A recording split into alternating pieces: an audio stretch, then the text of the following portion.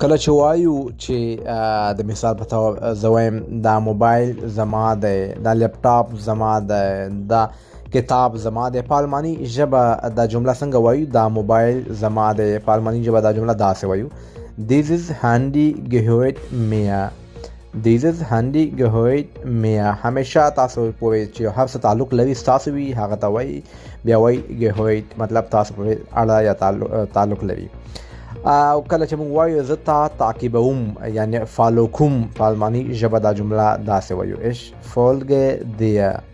او کله چې تاسو چاته وایي زه تا سره مرسته کوم، دا جمله په الماني ژبه داسې وایو: Ich helfe dir. او کله چې موږ چاته وایو له تا څخه مننه کوم، له تا څخه مننه کوم، دا جمله په الماني ژبه څنګه وایو؟ تاسو یې په کمنټ کې ولیکئ.